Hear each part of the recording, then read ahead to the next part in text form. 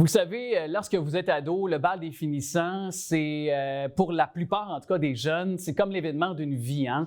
Et on veut terminer nos 5 ans de secondaire, se dire au revoir de belle façon, pas avoir de regrets, puis pas non plus, je pense, faire en sorte que ça tourne au cauchemar. Et elle est directrice générale d'Éducalcool. Elle est avec nous pour nous parler de prévention. Vous le comprenez, vous êtes capable de faire la suite logique à quelques semaines de la fin des classes et de l'arrivée des bals des finissants. Madame Geneviève Desautels, bonjour. Bonjour! La première question, est-ce que vous vous souvenez de votre bal des finissants? Oh oui, je m'en souviens, puis pour les bonnes raisons à part ça, puis ça commence à faire longtemps, là, ça fait 35 ans mon bal de finissant. Okay.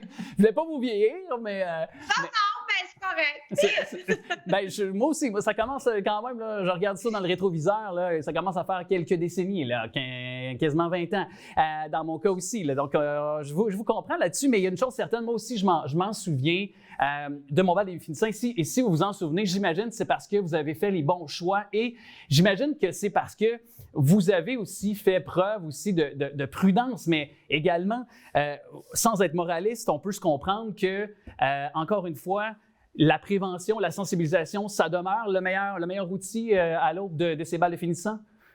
Bien sûr, puis chez Éducalcool, on est là effectivement pour outiller dans le but que cette soirée-là soit une expérience positive, à la fois pour les jeunes, vous l'avez dit, c'est le bon moment pour célébrer, et pour les parents aussi qui doivent tranquillement, oui, laisser aller leurs grands-enfants, mais ça ne veut pas dire qu'on n'aura pas eu des conversations, justement, sans être moralisateur, mais beaucoup plus être dans l'éducation. C'est ça qu'on fait, justement, d'où le fameux Éducalcool. Ouais. Alors, sur le site d'Éducalcool, il y a un guide parents-enfants, par tranche d'âge, parce qu'on n'est pas obligé d'attendre à 17 ans la veille du bal pour parler de ça, mais si on ne l'a pas fait, bon, ben, c'est le temps de le faire. Alors, entre autres, ça peut être intéressant de parler de comment on métabolise l'alcool. Des fois, les jeunes, ils ne savent pas que c'est pas parce que tu prends un verre que tu ressens l'effet dans secondes. Là.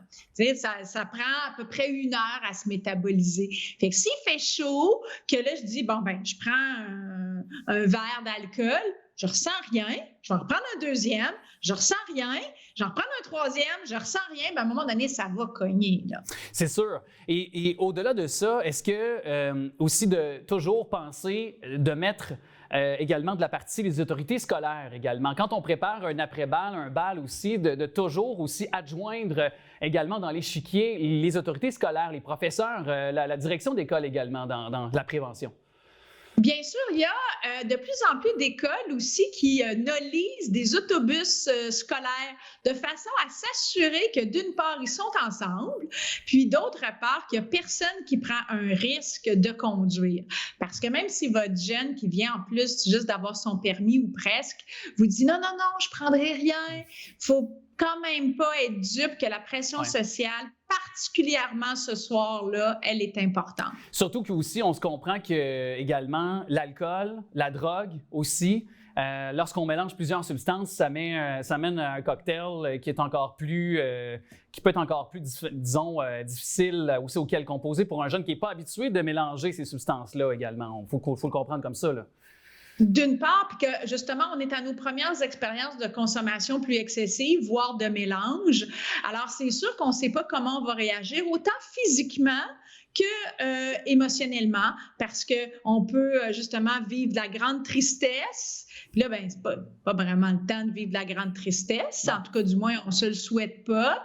Et d'autre part, d'être peut-être un peu plus agressif, ça non plus, on ne le souhaite pas. Puis physiquement, d'aller passer la soirée à la salle de bain, ben, c'est pas comme ça qu'on va avoir un beau souvenir. Puis 35 ans plus tard, on va encore se rappeler de celui ou celle qui a passé la soirée dans la salle de bain. Ouais, je peux confirmer, j'en ai encore des souvenirs de certains.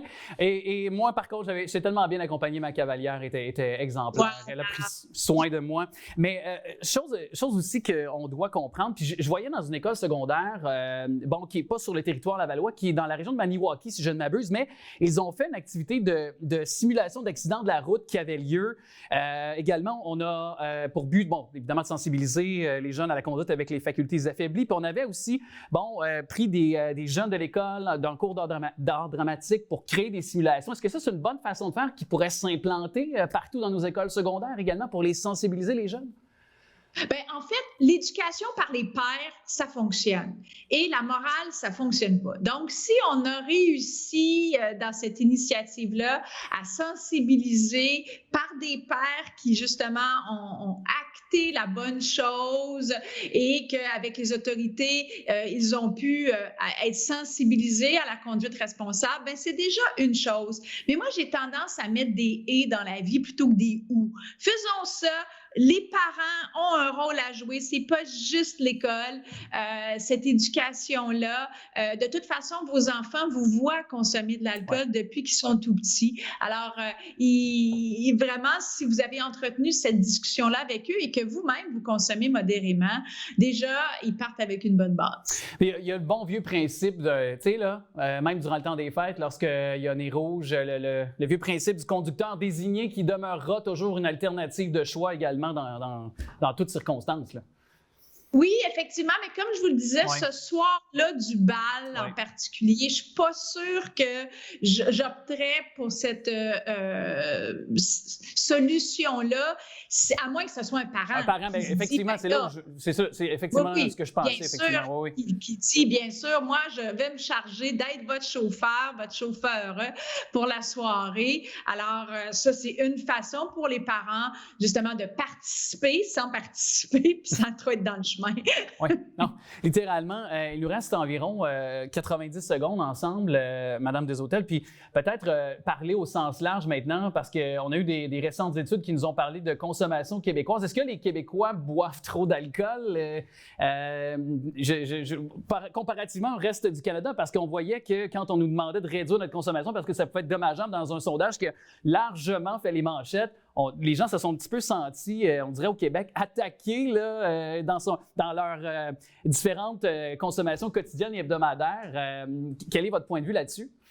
Bien, en fait, c'est pas tant un point de vue que des chiffres. Ouais. Alors, au Québec, il y a plus de gens qui boivent, mais ils boivent davantage modérément. Dans le reste du Canada, il y a moins de gens qui boivent, mais ceux qui boivent de façon plus excessive. Alors, on peut quand même se féliciter de ça. Hein? Et se dire que justement, Éducalcool est là depuis plus de 30 ans. Il y a un paquet d'autres, évidemment, membres de l'écosystème qui participent à tout ça.